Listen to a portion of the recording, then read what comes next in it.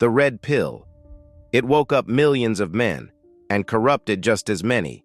It promised truth, strength, clarity, but somewhere along the way, it got twisted. What started as a wake-up call became a war cry, and then a prison. So today, we're going to separate the truth from the toxin. What the red pill got right, what it got wrong, and how to walk away with the strength, without the hate. At its core, the red pill was about truth, seeing through the lies of comfort, society, and illusion. It was a rebellion against weakness, against men living as slaves to routine, validation, and convenience. It told men, you are not owed anything. No one is coming to save you. If you want respect, power, women, freedom, you earn it. That's the healthy red pill, the version that teaches men to wake up, not lash out, to become strong, not bitter, to see the world as it is, and rise anyway. This version gave lost men a compass, a mission, a spine. It helped men rebuild self-respect after years of indoctrination telling them to shrink, to apologize for being masculine. It helped them remember that a man is not a victim of circumstance, but a builder of direction. It reminded them that pain can be a forge, not just a wound. That's what the red pill was supposed to be. A medicine for passivity. A jolt of fire. A reminder that self-pity doesn't fix your life. Action does. But then something changed. The message that once built warriors started building walls. The pursuit of self-mastery turned into a cult of resentment. Suddenly, the red pill wasn't about improving yourself. It was about proving others wrong. It became a grievance movement instead of a growth movement. Men stopped seeking mastery. They started seeking control.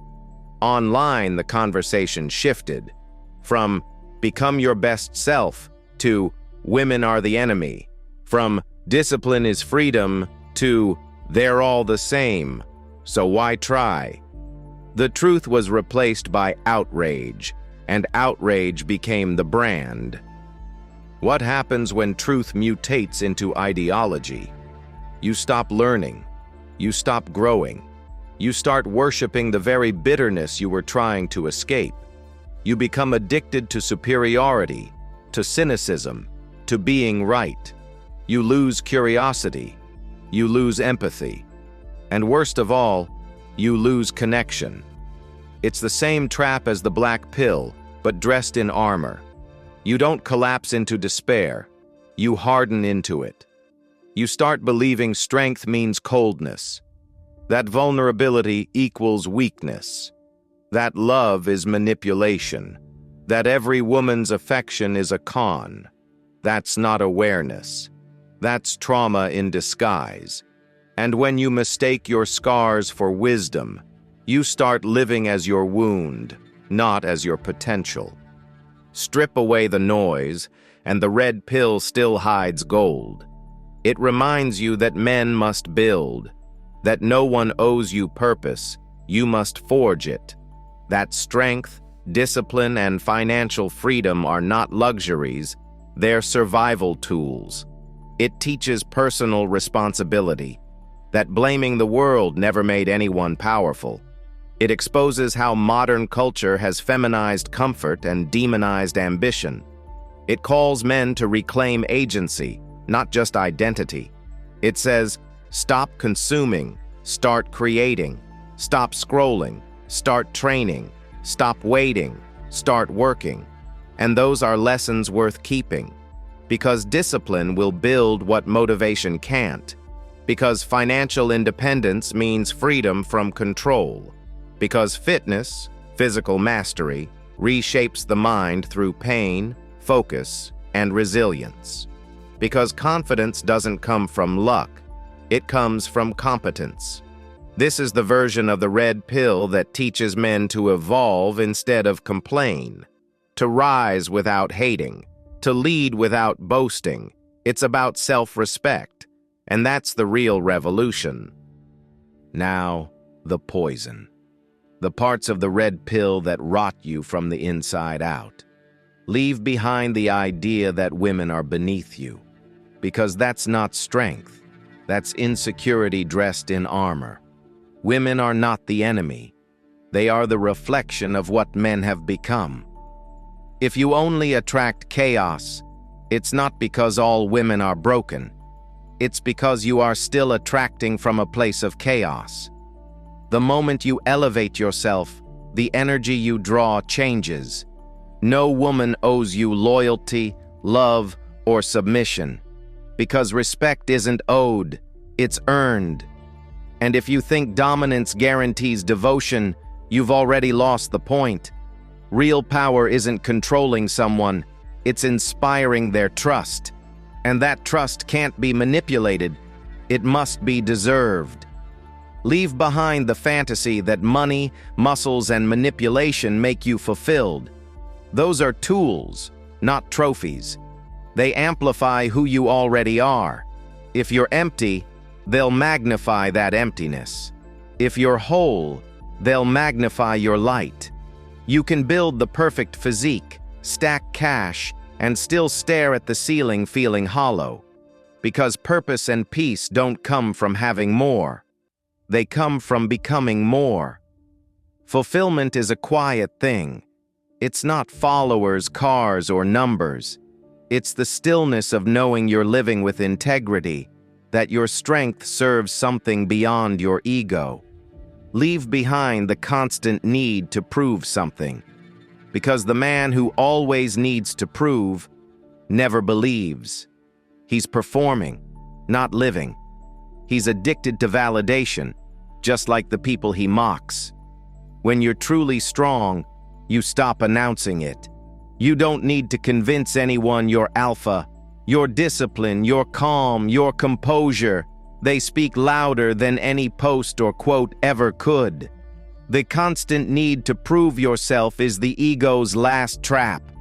You escape one matrix and build another. True freedom is quiet confidence, not loud insecurity. That's why the poison is poison, because it pretends to make you powerful while secretly feeding your fear. It convinces you that control equals peace, when peace only comes from acceptance. It turns awareness into arrogance, and arrogance blinds you to growth. The next evolution isn't another pill. It's not the white pill. It's not the gold pill. It's awareness. It's waking up without becoming angry at what you see. It's keeping your eyes open, but your heart intact. It's understanding female nature without resenting it. It's mastering yourself, not the world around you. You see, awareness is not the same as cynicism. Cynicism says, everyone's fake. Awareness says, most people are lost. Cynicism destroys faith. Awareness rebuilds it, wisely. This is what the red pill could have been. This is what it should have stayed as. The red pill gave men armor, but it forgot the soul. It taught men to conquer, but not to connect. It said, don't feel. But real strength isn't the absence of emotion. It's the mastery of it. The calm man, the grounded man, the man who can face rejection, humiliation, and failure, and not crumble or lash out. That's the real alpha. Because his validation doesn't come from women, followers, or wealth, it comes from self-respect, from knowing he's in alignment, from walking the path no matter who's watching. Stoicism says, control what you can, endure what you can't. Buddhism says, attachment is the root of suffering. Martial philosophy says, win yourself first before you fight anyone else. Those aren't pills. They're truths older than modern chaos, and they all say the same thing. Your enemy isn't women. It isn't society. It's your lack of awareness. And awareness is earned through discipline, humility, and silence, not outrage. True strength isn't about domination. It's about direction. It's about knowing who you are and what you stand for, even when no one agrees. It's being able to look at the world, see the lies, see the manipulation, see the shallow games, and not fall into them. It's walking through fire and not letting it turn you bitter. It's loving without losing yourself. It's leading without needing control. That's the new masculinity. Not robotic, not ruthless, real. The red pill was supposed to wake you up, but too many men stayed asleep, just in a different dream. Don't be one of them. Take the lesson, not the label. Keep the truth, not the toxicity. Wake up, rise up, but never hate what you're rising above, because the man who truly sees doesn't just escape the matrix. He builds his own.